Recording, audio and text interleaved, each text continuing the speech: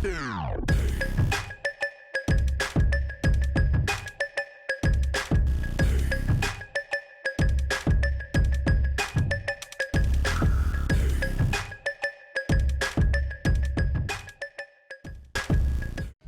you, Mr. Devon Scott.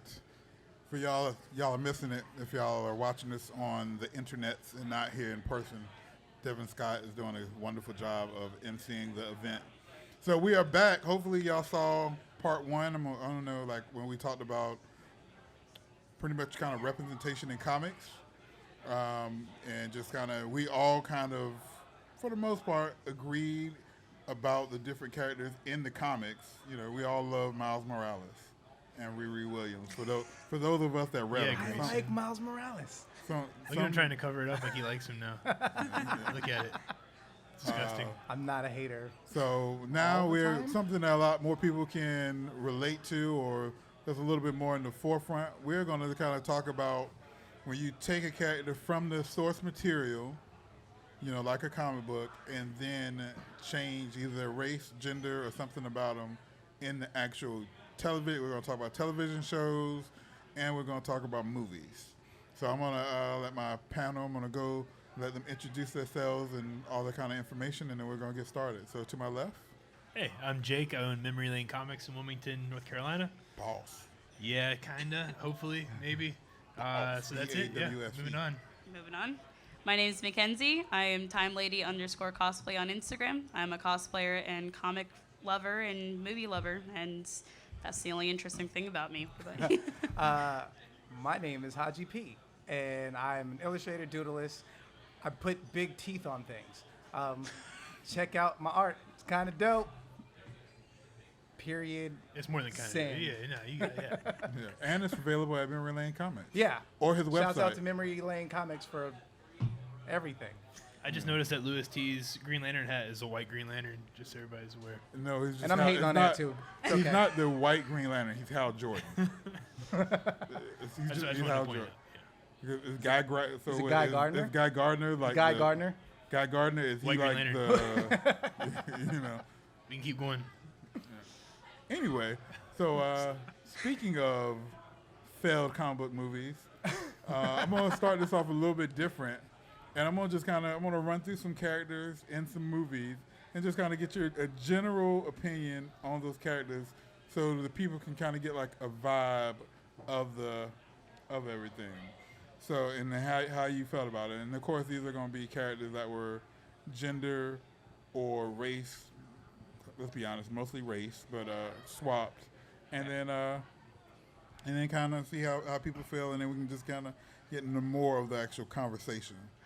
So, first one is going to be Kingpin in the Daredevil movie. And how did you feel about that? For those who remember, before Netflix, there was a Daredevil movie with an up-and-coming actor called Ben Affleck. I don't know if you've heard of him. And then a guy named Michael Clark Duncan played him, the nemesis, the Kingpin. Man, Kingpin. Wow, what a horrible movie.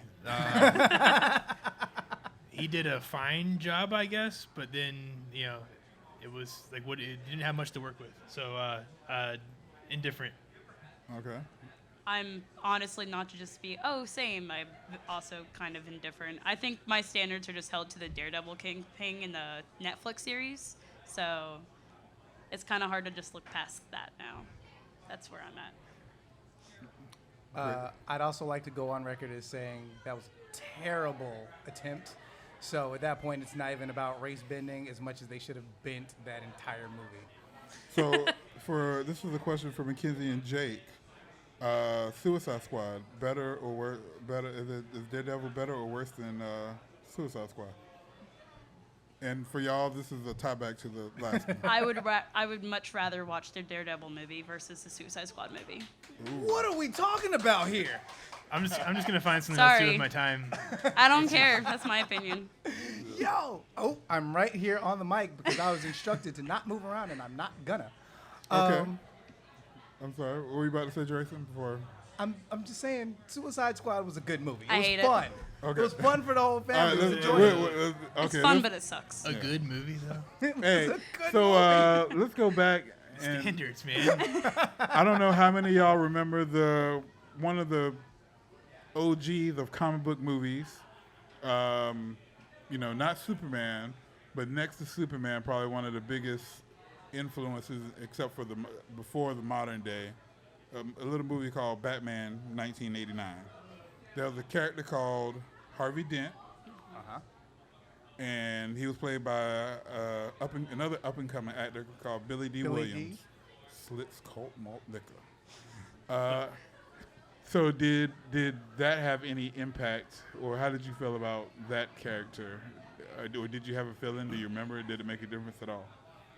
I would love to see them actually take that to fruition, but Billy D wasn't up and coming. He had arrived, and totally fine, whatever. It was meant almost nothing because it didn't become anything, I guess.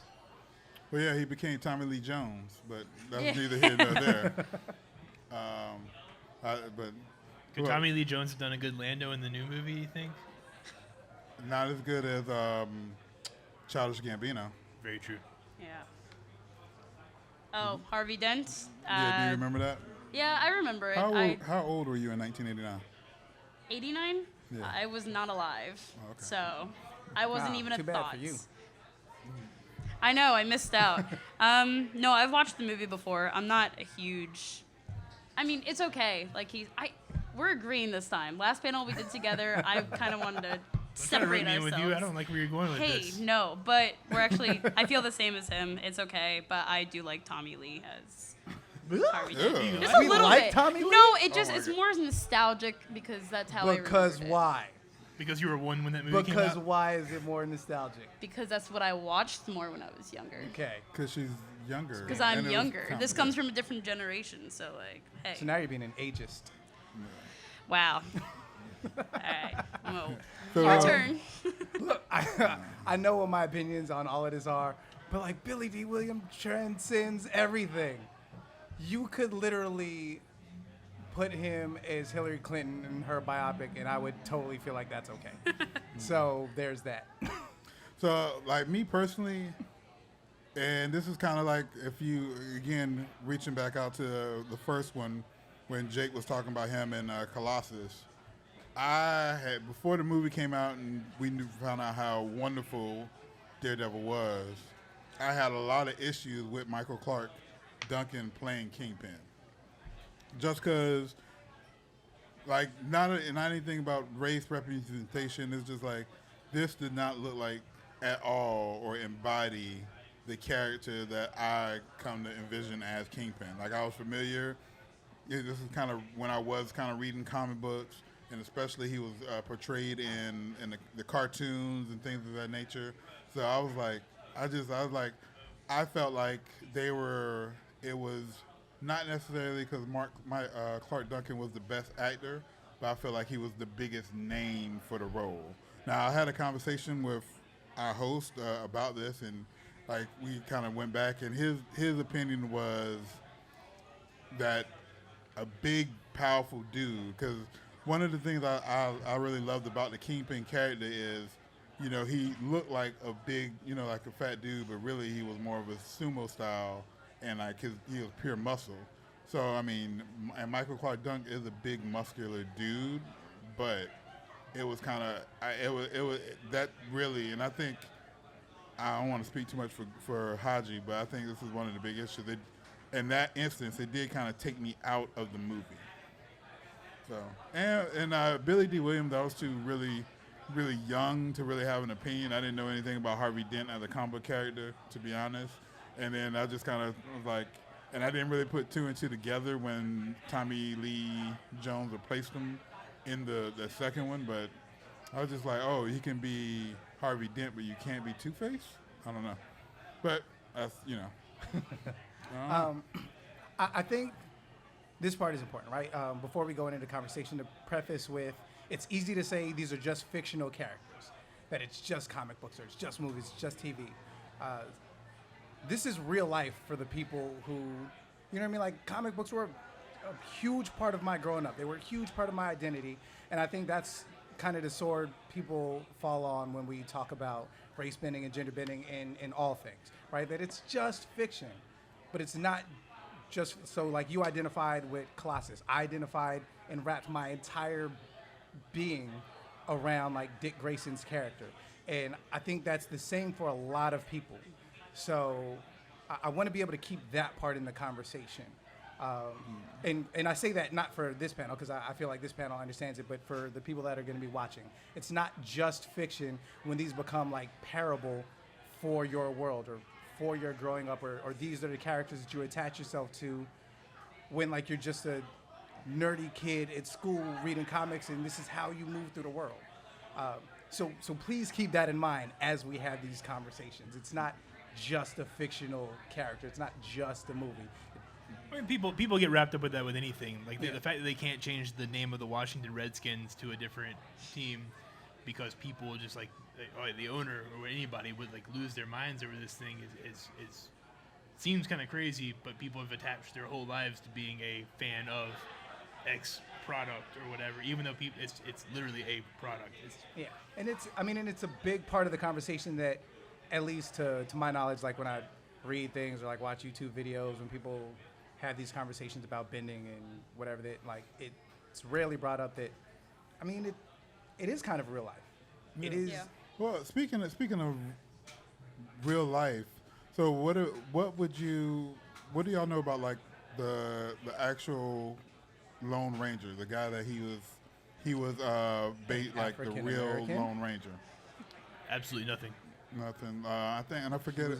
Originally an African American. Yeah, his name is. I need to look it up. I know it's like Bass. And that's why he had to wear the mask. Huh? Go ahead. No, I was. Did you know his name is? I don't. Let me look it up on my Googles real quick. I was just searching it, but Johnny Sweet. So if you watch The Watchmen, I haven't watched The Watchmen yet, but I am going to bring up Mr. Dr. Manhattan later. But yeah, Bass Reeves. yeah, Bass Reeves, like that's Yeah. who the Lone Ranger was. Okay. Yeah. And so I grew up thinking, the Lone Ranger is some white guy with a mask, hanging out with Tonto, but the whole time he's really African American guy that worked for, like, he was like the first. Actually, I got the Googles up, the Wikipedia. Bass Reeves, an American law enforcement officer. He was the first black deputy of the U.S. Marshal West of the Mississippi River. He worked mostly in Arkansas and Oklahoma Territory. During his long career, he was credited with arresting more than 3,000 felons. He shot and killed 14 people in self-defense. Yep. I did not know from The Watchmen that that's where that loop from. But Well, I mean, I just kind of in reading knew that before, but in terms of make it relatable, like if you watch The Watchmen, that's who the Lone Ranger was. Yeah. Like, so when they talked about how, like, I don't know if this, I don't want to do any spoilers. So, but like, that's why he had to wear the mask. So when it comes time to like now make the Lone Ranger this commercialized character, it's easy to just say, well, now he's this white guy, because in the time it was digestible, and it was like he had to wear the mask to protect his identity, because otherwise he's not a hero. He's still a villain by nature of who he is as a person. Yeah, and then from what, like, I know my friend I didn't really even know that was part of the Watchmen. My friend that was telling me about it, he kind of, I think he did his through the like Ancestry.com or one of those things. He found out that he was like related down the line to this guy. So that's how he did his research. And he was just saying, like, only people that knew what this guy looked like was the people he was arresting. So when you take him back to whatever the federal thing was, those people aren't gonna be able to say what this guy looked like. You know what I mean? So I just found that interesting. Like, I was actually on the way here, I got this conversation and found this information out, and it's just funny how we talk about the other way around. But I mean, how do but it's kind of different being it's actually a real person. I mean, it's kind of like the Harriet Tubman conversation that when who was supposed to play Harriet Tubman, who wasn't supposed to, but Julia Roberts. Julia, the bringing up Julia Roberts. And if you go back on my Instagram, there's a very wonderful conversation about that. I remember the comments. Yeah. But I don't know. But I mean, all right, so just devil's advocate, why couldn't Julia Roberts be Harriet Tubman? She's a phenomenal actor. She could have potentially been the best actress for the job. I'd have taken her over Halle Berry, who were like, right? I don't want to have. See, you say boo, but we're in this conversation about race bending and This loops back to your idea. I mean, they're not just a fictional character, but they are also a fictional character, which is open to interpretation on. Oh yeah, definitely, This way is different than Harriet historical. Tubman. Yeah. And for the record, I don't want Julia Roberts to be Harriet Tubman. I'm just saying, like, we can't have a double standard I want here in Betty terms White. of talking about best actor for the job. Happy birthday, Betty White. Oh yeah. 98, right? Yeah, something like that. 1,000, either way. So, nothing, anything? The Harriet Tubman, I don't even know what you're supposed to say about that. That's like a very, clearly, that goes without saying. Yeah, it does. It does. So I don't know. So some things that do go with saying or debate, like really, this is just me. I'm just bringing y'all into me and Haji fighting, and I'm just bringing other people to help fight with me on camera. So one of the biggest debates about gender bending or whatever is when you bring in like characters from a comic that are not black or white necessarily. So, and you got people that, and I'm going to bring up from a television show, you got Starfire on the Titans TV show that is played by a black actress. And I know I'm going to speak for him a little bit, but I'm sure he will expound. I know Haji was not a fan of the Black Girl Magic. So, First of all, don't put me on blast like I'm not a fan of Black Girl Magic. I'm totally of a that fan black of Black Girl Magic. of that Black Girl Magic. Of black alien magic. I can't invest into your world. I felt like it was an affirmative action hire, right? Because Beast Boy could have been black. I can't buy her as Wasn't Starfire. Beast Boy Yes, Asian? Starfire is she's an alien character, and by and large, she's orange. She ain't black. Now, I could have bought off if they brought in like a Latinx actress. There's so many other pools you could have chose from. So it's not just like make her white, but I can't identify with a black Starfire. Like, and it's not just because she's an alien and just because she's an alien, which just the blackalism in me says, oh, we gonna make the alien the black one? And it's hard for me to take myself out of that. They made very little effort to make her look like the character in any semblance, though. I think that plays into that too. Yeah. Well, and that's what largely plays into that. It's just, here's this black actress, but we did nothing to make her Starfire. Yes. The writing was kind of crappy on her part. I think the show has gotten better, but the whole Starfire thing, in my opinion, at that point it didn't matter what race she was. The writing just sucked for her. So, because she's not supposed to be a sassy, hand on the hip jutted out. She's very clueless and she's very airy. But do you think sometimes, see, and this kind of defends what Haji's saying, like I feel like they felt they might have wrote her that way because they had a black actress? Yeah. Like, did they hire a black actress because they wanted that role? Because that's more the quote-unquote stereotype. And I think that's kind of where the issues come in. Yeah, that's where I felt, because I've had this conversation with somebody about Starfire. Like, oh, what's wrong with her being black? I'm like, I don't know. I feel like they had to write her being black and alien, so they changed Starfire herself because she was just a different race. I don't like her as Starfire. But like you said, I wish they grabbed from a different pool of race. Like, there's so many races out there, but you know. Wasn't Beast Boy Asian? Or, I mean, isn't he Asian? Yeah, I like him as Beast Boy. He's not green, so I'm disappointed, but, you know. I mean, that's probably a money thing, so I can understand that. Yeah, but if you're going to do Beast Boy, you got to do Beast Boy. Yeah.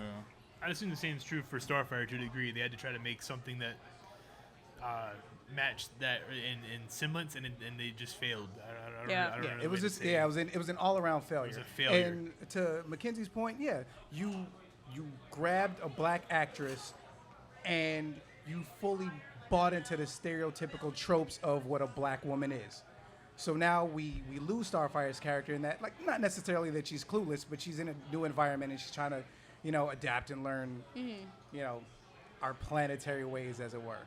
Kind of like Drax in Guardians of the Galaxy. Yes, like Drax and Guardians of the Galaxy.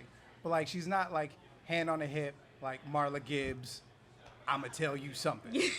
Which I feel terrible for even doing that right now. You can't take it back. But, yeah, and I can't take it back. Done. But that's the problem. Yeah. Yeah.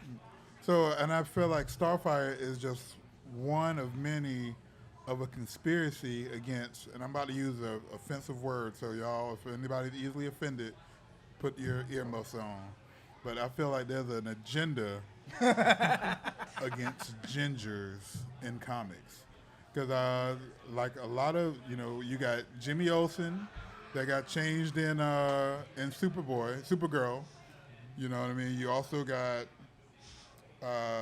Iris and Wally West that changed in the CW universe, as well as Wally West in the comics as well too. That's actually a really good point. You know what I mean? You got Commissioner Gordon coming in the new Batman movie, played by a phenomenal. Now this is a guy that I feel like if you can get him, because Jeffrey Wright is a phenomenal actor, and Jim Gordon.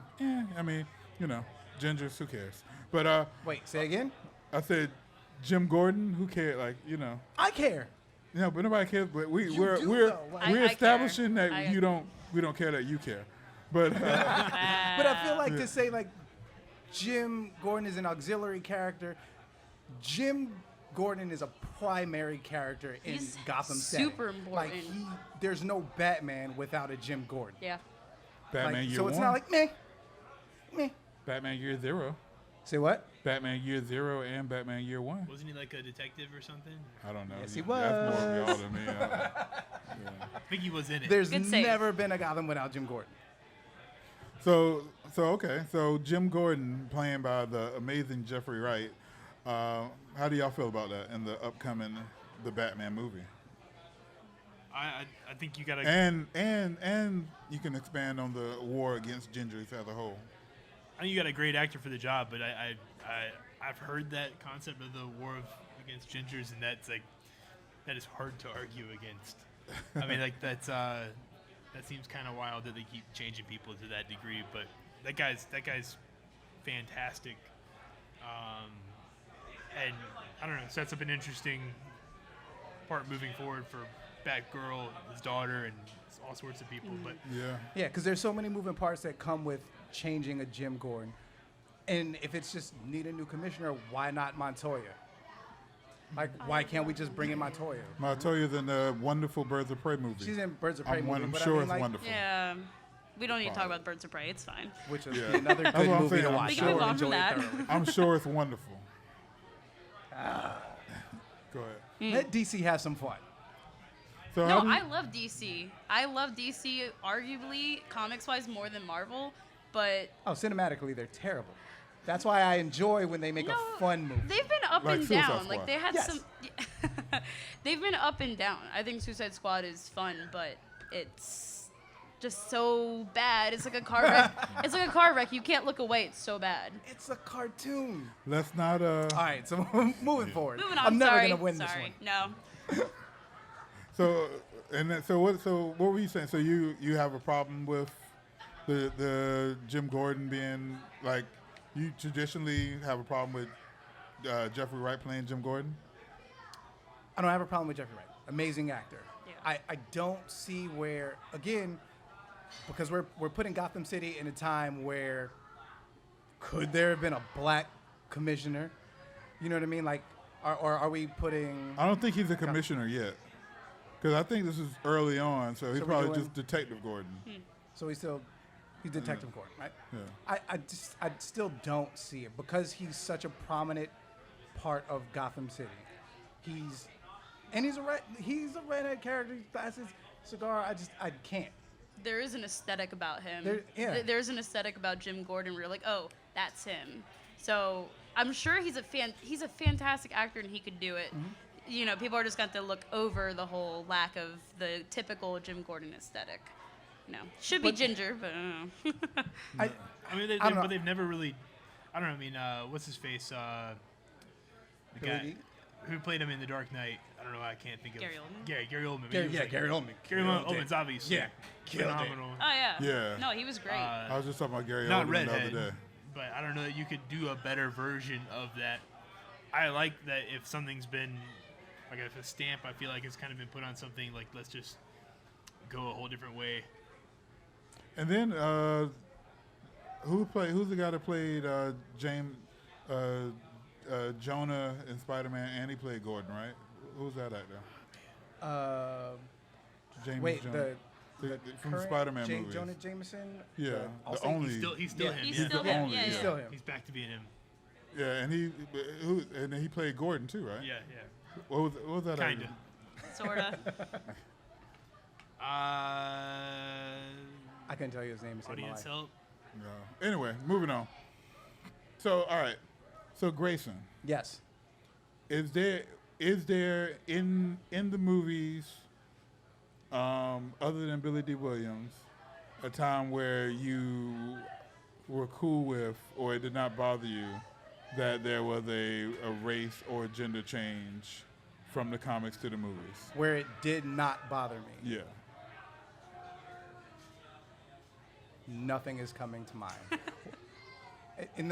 I think the first thing that comes to mind is Avengers, just because like it's the most easily digestible. I am okay with Samuel L. Jackson now, but I was not when I was really hyped to see the Nick Fury, who I known and grown up, be Nick Fury, and then they gave me Samuel L. Jackson, who I was a huge fan of, but it didn't land. And then I watched his character grow. I watched his character develop, and he became a new Nick Fury. He ceased being the Nick Fury that I read and became a new type of Nick Fury. But I don't think I can think of a single person who I was just like, yo, dope, let's move forward with this. So if they don't really nail it in the future, you're like out on it. But you can. Is that what you're saying? Well, and let's take it outside of race and gender, right? And Jake, we've had this conversation many times. I didn't buy into Aquaman. Like, for so long, Aquaman has been like the underdog of the Justice League, blonde hair, blue eyes, whatever. Like, he looks like an Arthur Curry. So now, when finally make an Aquaman movie, and you're trying to sell me Jason Momoa, America's super handsome, tough guy. No, man, it's not Aquaman. It's not about race. It's not about gender. It's about who can I believe taking on this character, and not for a second can I believe that Jason Momoa is Arthur Curry. What's my man who played Zorro? Army Hammer. Yeah. Army Hammer would have been a dope, and that could have helped Aquaman be a better movie. It took a lot to save that movie, if there's any saving that movie. I mean, There's you no know, saying that movie. But I mean, like, I would you have didn't been like able to be Aquaman like, either? No, Aquaman was ter- awful. I was like I laughed at when it wasn't funny. I didn't laugh when it was supposed to be funny. Sorry. No, it's cool. I have my Oh, opinions yeah. too. Yeah. Oh, I got proposed after that movie. I love him as Arthur. I don't think he's picture perfect, but he's got the same. I don't know, the heart of him. I know he gives a lot of craps about the character itself, and I think that's why I liked him as Aquaman, because I'm so used to just another big name person playing a comic character I like. It's just a cash grabber, but I feel like he actually felt something with Aquaman, and he felt like Aquaman should have been an islander of some sort from his father's side, and having that was like a cool bridge to the Islanders and the Atlanteans, which I thought was really gnarly. But his acting, like, it was a lot like himself, but I think because he saw a lot of himself in Aquaman. But I like that you care, because Aquaman used to be the big butt of the joke. Everybody made fun of Aquaman, and then so when this movie came out, they were like, oh. Well, that's what I'm saying. Crap. Here's this opportunity to not make him the butt of the joke. Here's an opportunity to, like, smash the franchise. And we go with kind of, I mean, Jason Momoa is not a flash-in-the-pan actor, but, like, he's just Jason Momoa. Yeah. I don't think He's his, like the new his Vin acting Diesel. had anything to do with the success of that movie whatsoever. I don't think anybody could have elevated that to being like an Oscar, there's fundamental story problems that are to deal with a movie like that. And if they weren't there, if it was more well fleshed out, if there was one villain instead of two concurrent, that They also did my boy Manta dirty. So then you nailed Black Manta though. he was awesome. No, If he he's was great. They needed him. just have him and you're good to go. Yeah, but they made him different from the comics too. Like he just felt like a guy who had a grudge and just wanted to get it over with. In the comics, it felt like you have more time in comics clearly, and they're gonna bring him back in the second movie. There wasn't enough fleshing of him. You got enough of Orm, but there wasn't enough Black Manta. I think he's the more classic one. I know they're saving him, putting it off to the side for the next movie. Arthur Curry as a character would absolutely save that man's father, or do everything that he could to try to do so. And that's nothing to do with Jason Momoa for why. I was gonna say at that point it's the writing. That's all Christopher Let's Nolan. just all agree that it was a terrible movie. No, So it was let's just visually. all agree that it was a terrible movie. we all agree. I can Everybody agrees. I can be the odd person out, so you guys can piss off. I don't think it was a terrible movie. But a wonderful I thought movie it to was be proposed to. I thought it was visually wonderful. Yeah. No, 100%. We saw it in IMAX, and I don't regret it. It was Visually beautiful. wonderful. So, but okay, and my I guess retort whatever. So I feel like mostly what y'all saying the issues with. So not before even getting the issues. Being that y'all are more comic purists, do you have more of an issue that they're the actual Aquaman and like you can't y'all? It seems like do you have an issue separating the source material like the comics from the movies? Like to me, that is the DCEU Aquaman. You know, I mean, he's not Arthur Curry with the blonde hair. I feel like that's his own interpretation, and I like that Jason got in that that opportunity. in that universe, because you know, I mean, If you're a comic fan, it's a multiverse concept, and that's just a part of. yeah. Usually when you're a comic fan, you're used to things being changed and there's this alternate universe and there's guess what? There's a female version of this character. Like you have to be super open-minded, and he's not picture perfect to the comic. At first, I honestly was disappointed that it was Jason when I first heard the news hit, because me and my fiance are huge Aquaman fans. Me more so Mary. Yeah. Hey, what's up? We are the underdog. So, but that was his character that he appreciated, he loved. I liked having an actor care about the message of the character and environmental issues and facing families, standing up for what you believe in, being the bridge between Atlanteans and the Islanders and Earth itself. And I felt it, and everybody just kind of overlooked it. I was cool, Aquaman gets a movie, period. That was surprising in the first place too, since it's crap. The character's crapped on all the time. Before the Flash. Well, not before Wonder Woman, but before Batman of that universe, like Aquaman, that is kind of big. But just to kind of wrap that up, I do feel like it made sense for him being like a Pacific Islander, right? Like that should be where his dad is. That didn't bother me. I'll concede to that argument. I'll concede to that argument. And for someone that's dated a Pacific Islander, they're very happy anytime they're represented. Like.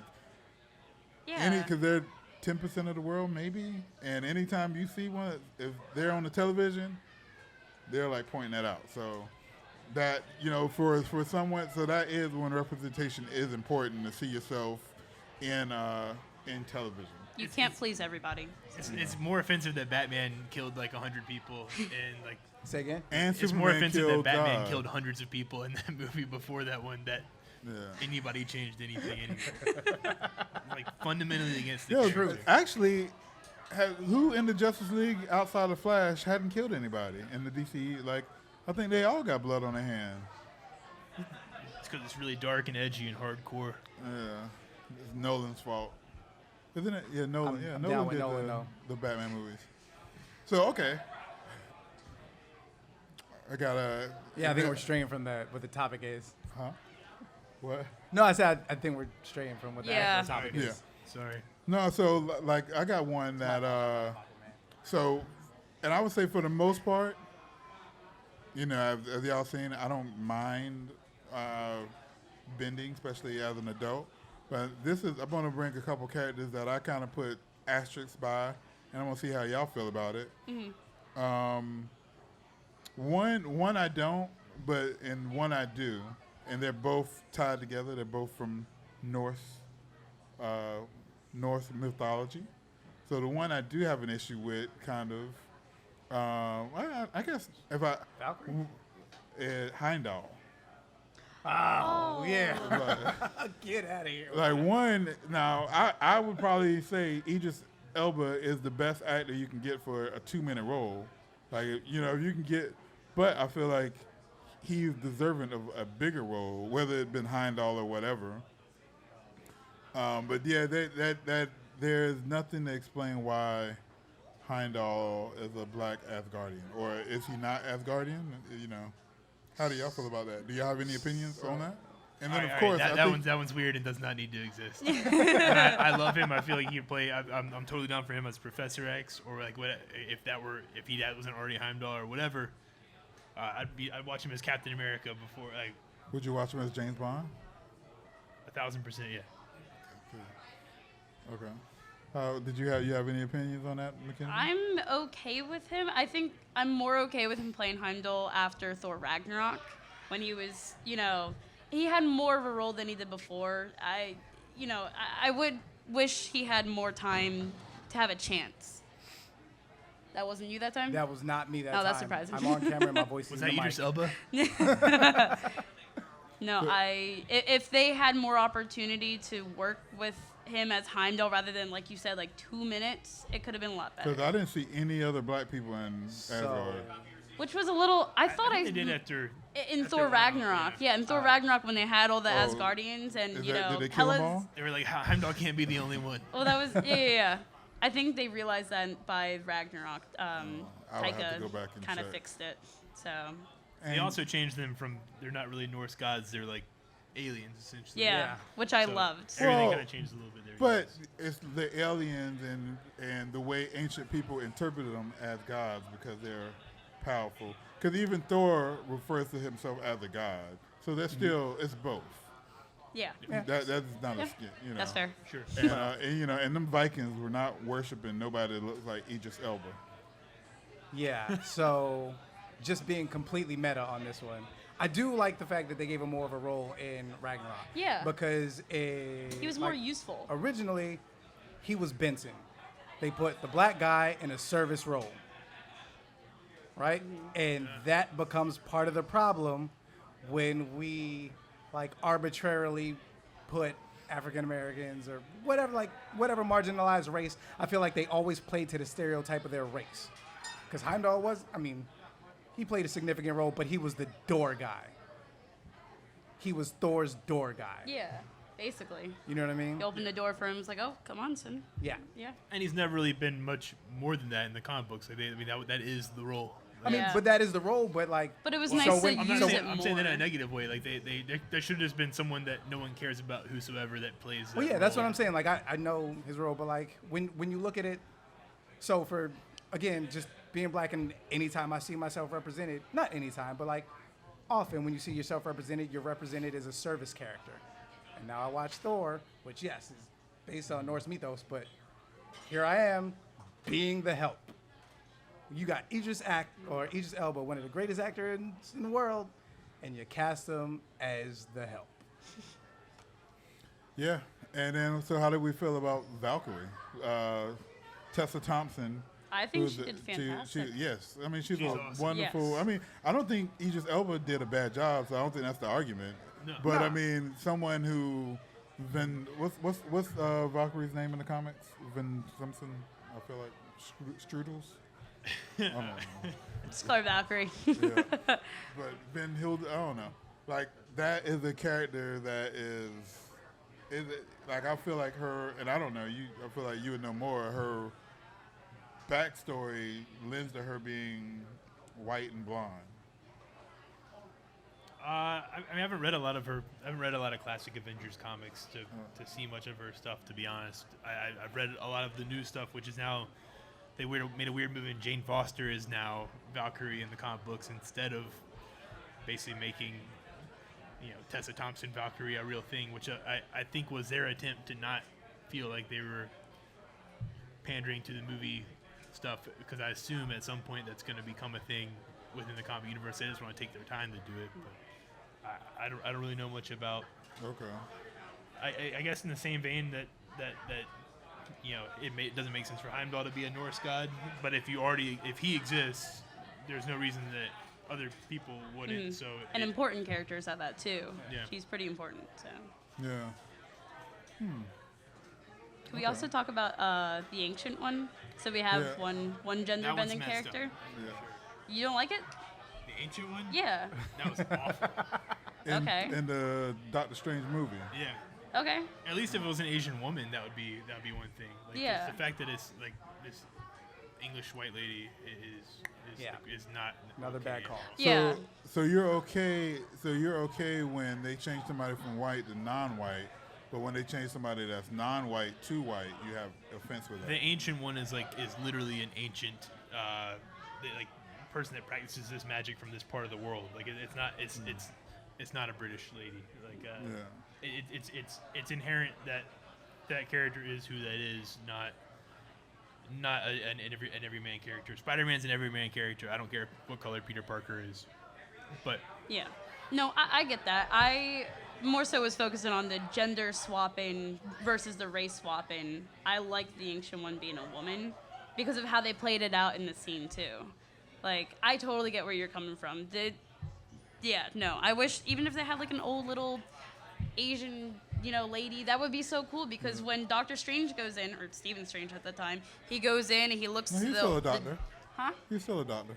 Yeah. Oh well. Yeah, but the title. But when he walks in, he looks to the older gentleman who's sitting down. He's like, "Oh, I've come to see you," and he's like, "Dude, it's not me." Like they're kind of showing, I guess, a message in the movie having her as the ancient one that a woman could also have the same capabilities. That's where I'm coming from as a lady myself. Like there was not a lot of woman characters that were in the lead showing crazy powers until Captain Marvel came along, and I had Peggy Carter, and then Ancient One came around, and you had this elegant, stern woman, Tilda Swinton, who did a great job in my opinion, come and be the Ancient One. Like it was really cool, and they made that message in the scene where it's like, actually it's her. Like she may be serving you tea, but she is not below you. So here's part of what becomes a problem, right? When we're talking about like representation of characters, we take the ancient one who should have. Oh, shouts out to Palate. Thank you guys so much for having us. Like this is a big deal. But also, so we take the ancient one who is of other ethnicity, and we put her in a position of power because now she is kind of all knowing, all being, all everything, and we make her white, right?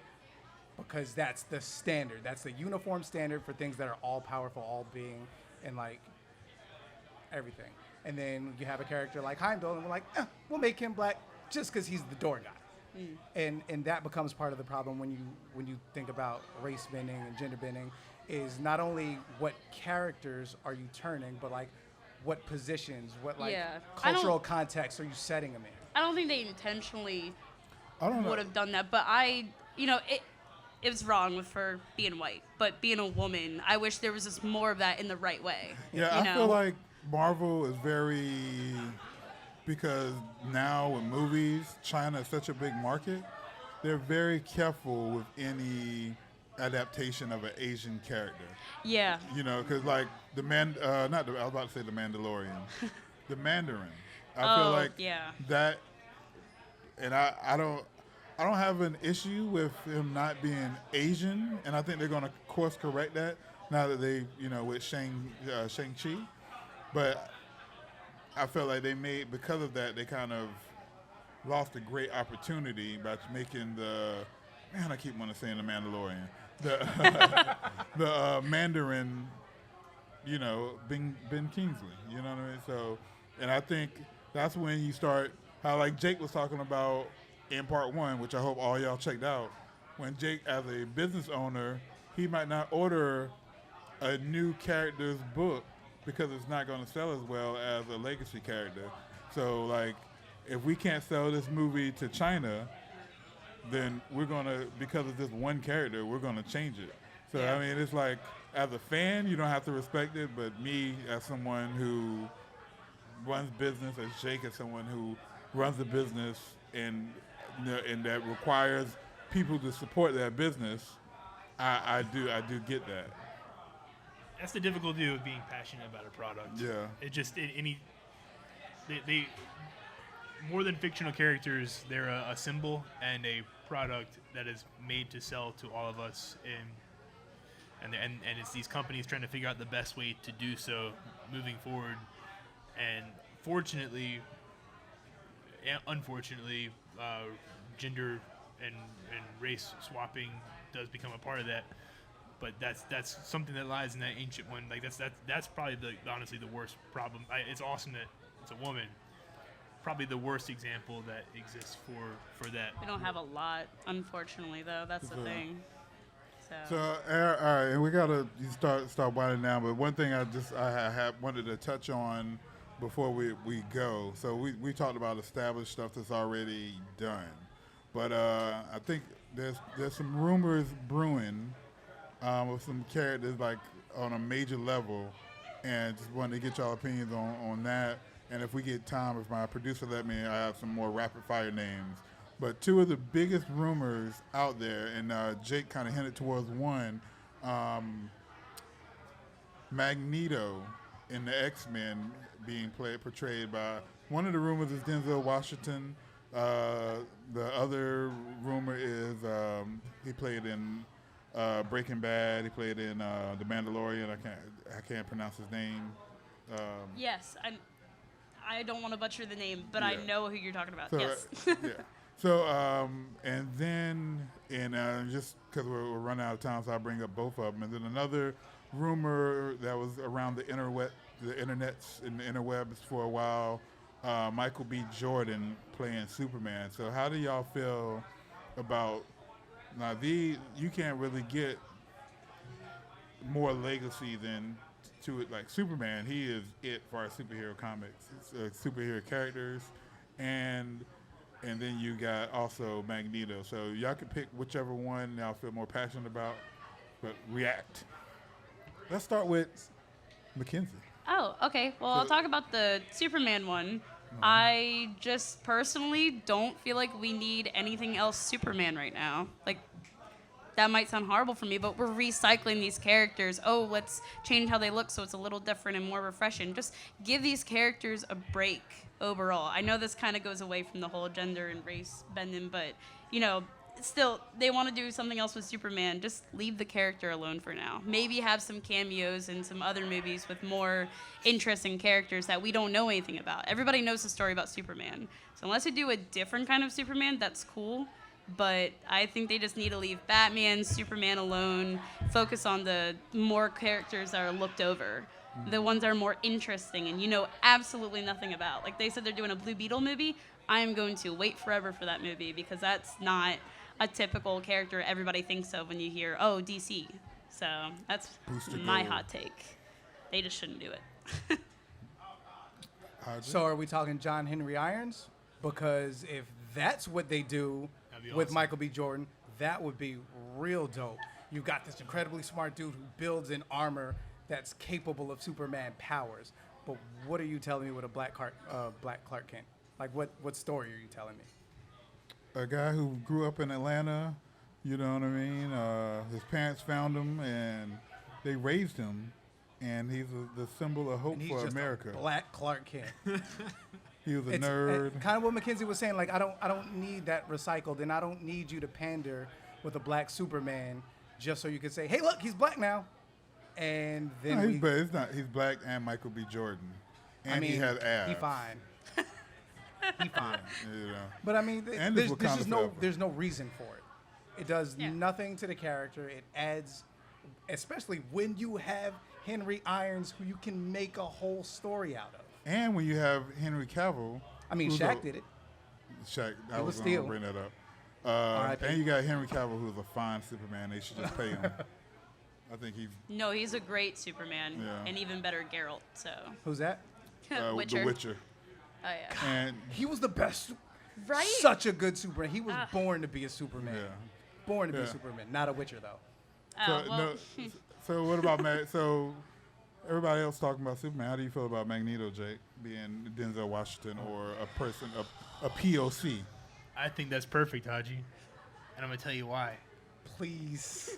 Unless it's set in the past, this guy can't be a Holocaust survivor. Mm-hmm. So he has to be a survivor of some other level of genocide, and it makes the most sense as someone of Denzel's age to be a member. Like, he survived some sort of, you know, either you can play with the civil rights movement in a totally different way.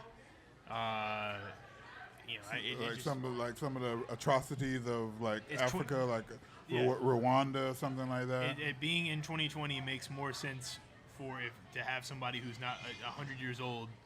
Unless you're going to go to the past, it has to be updated to a different person. So at that point, you can do whatever you want to do. I think. So you can stay kind of true to his motivation. So are we talking 2020 Magneto? Because now, yes. I really have because I hear what you're saying and I'm almost on board with it. But now you change the relationship with Magneto and Professor X, right? If Professor X remains white and Magneto is black and he's a survivor, whatever, civil rights movement, I'm not giving the same allowances to Professor X like Magneto does in standard art. You know what I mean? But because they're still brothers, they black? Still see eye to eye. And if we're looking at Magneto in terms of a Malcolm X, I'm not giving Professor X and his X-Men any credit. So Especially now that what if Professor X is black?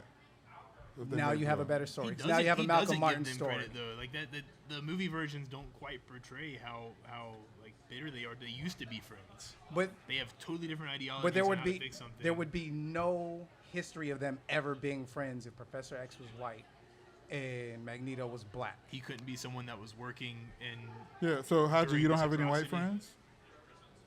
Obviously, I have thought- white friends, but if we're talking in terms, See, I don't even like Jake. Wow. We had this conversation of why he's even on the no. Is likes this why Denzel. you guys put But, me here? but we're talking about people who are viscerally adamant about their stance in like mutant racial politics. If I'm that adamant as a Magneto, there is no way I'm befriending a Professor X who is a white male. Like, it just doesn't happen. We'll say we'll use slavery, we'll use civil rights movements, and Magneto was not understanding, but he was willing to be comparable with Professor X because they did have this relationship. I don't think he can be American, but Professor X could be American or British. But having someone that worked, like if they worked together before a genocide and post event split, because he didn't think that he didn't think that the person who he felt like was his brother, who was maybe a different race, was pulling his weight towards helping, like really understood the cause and was going about it in a positive approach when he was saying, let's burn this thing down. Like, I feel like I would have to see a different Professor X to be on board with a black Magneto. Because now you're bringing a whole different set of problems. You're bringing a whole different set of culture, like a whole different like set of understandings and what type of allowances I'm gonna make.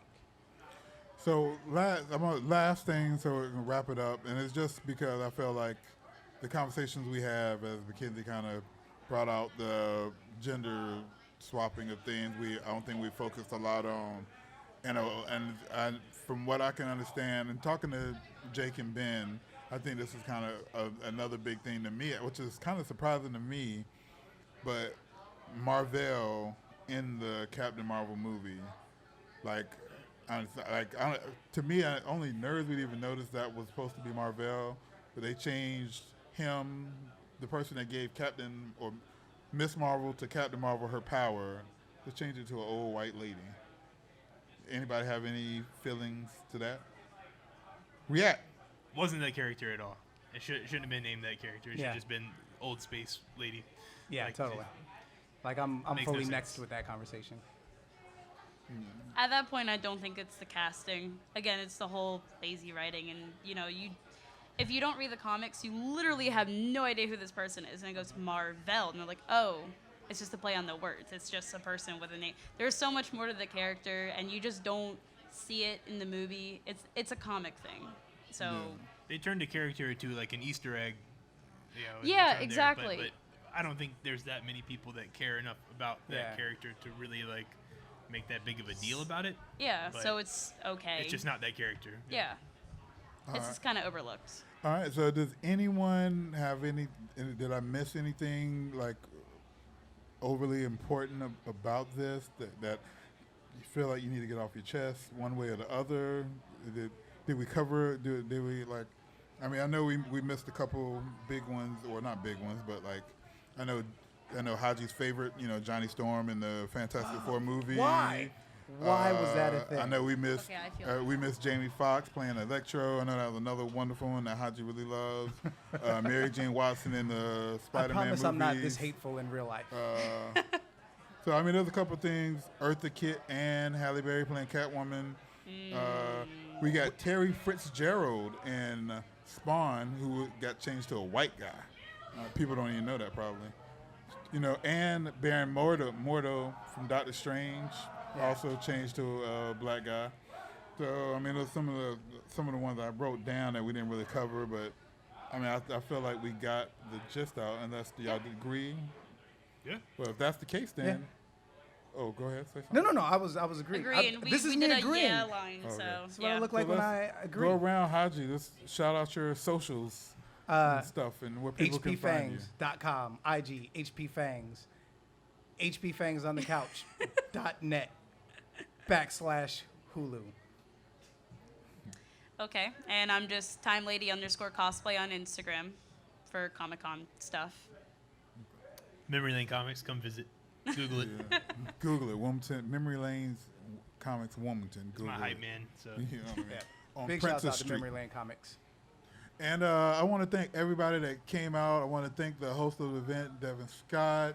I want to thank the Fifth Horseman that had a wonderful performance. I want to thank my panel for coming through and speaking. My producer, Jamie, that's making all this possible. And definitely thanks to the Palate for hosting this wonderful event. And again, I'm the Inquisitive Mind of Louis Tee IMoLT Podcast, YouTube. Make sure you hit subscribe. Hit the bell if you want to be extra. If you already hit subscribe, you want to hit the bell. Hey, you feeling crazy? IMoLT Podcast on Instagram. Inquisitive Mind of Louis Tee on Facebook. And eventually I will be on DSPs. Eventually, I'll get there.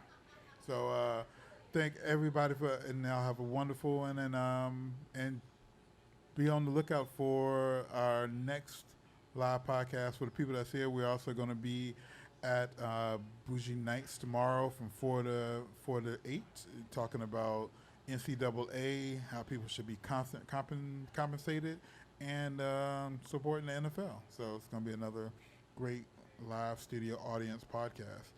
So I'm going to wrap it up here. The lights are bright. If there's people, I can't really see how many thousands of millions of people are behind us. So I'm going to let the cameras wrap up, and then I'm going to let the Thousands and millions. host see if there's any questions for us. And then I'm going to go order me some food from the Palate after we get done with this. But thank y'all. High fives all around.